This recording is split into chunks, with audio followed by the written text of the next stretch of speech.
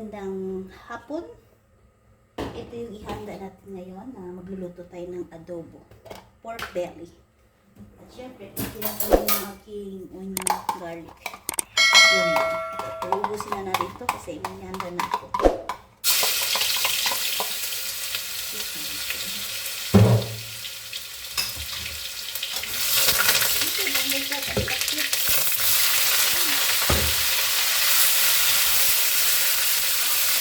Adobo guys. Ito yung adobo naman para sa ating panglabihan.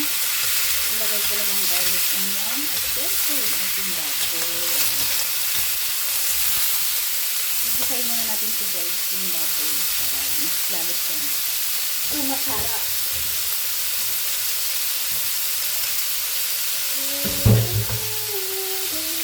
At ito yung lagi kong ginagamit na oil. So ngayon ko lang itong naipagod para mabilis na tignan ng ating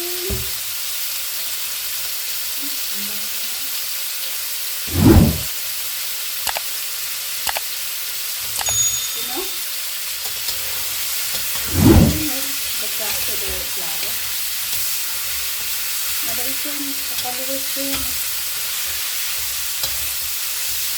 Pinto ko yan.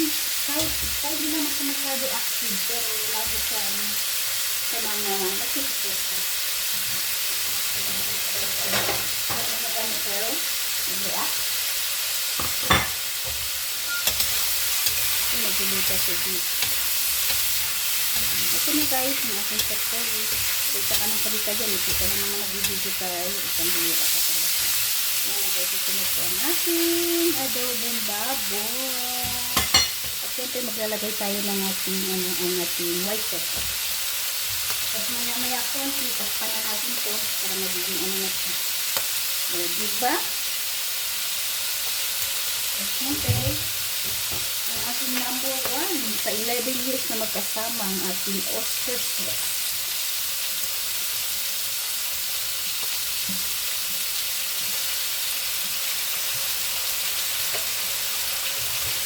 Yan, nakita nyo lang o dito.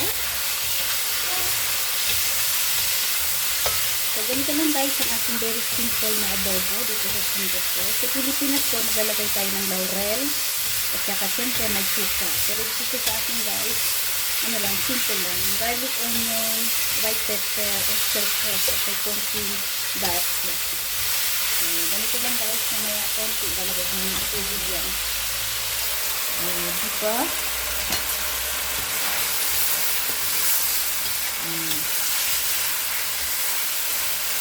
Mamaya konti.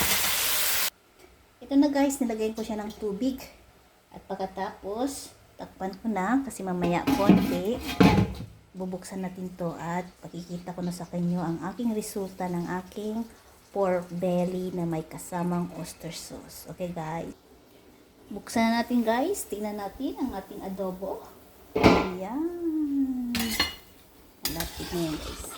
Mabilis lang yan guys kasi yung aking apoy sobra Hindi ko pa siya nilagyan ng dark sauce. Pag pinapakulo ko muna siya na may kasamang oyster sauce, white pepper.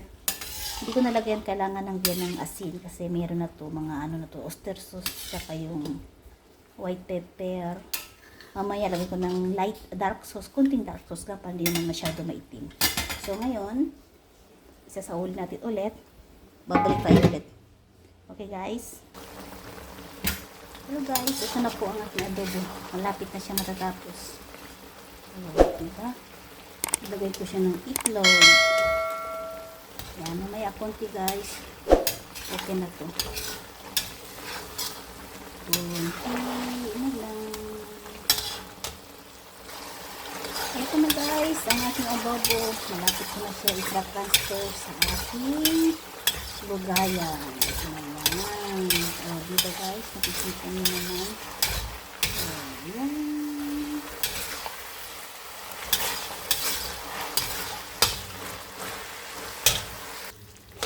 Ito na guys, luto na po ang ating adobo. Ilalagay ko na guys sa lagayan guys.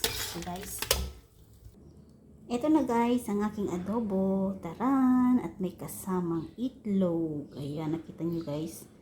Ayan, itlog yan guys. Ayan, maraming salamat guys sa suporta nyo. At tapos na din po ang aking pork belly na may kasamang itlog. Salamat guys sa suporta and God bless everyone. Bye bye.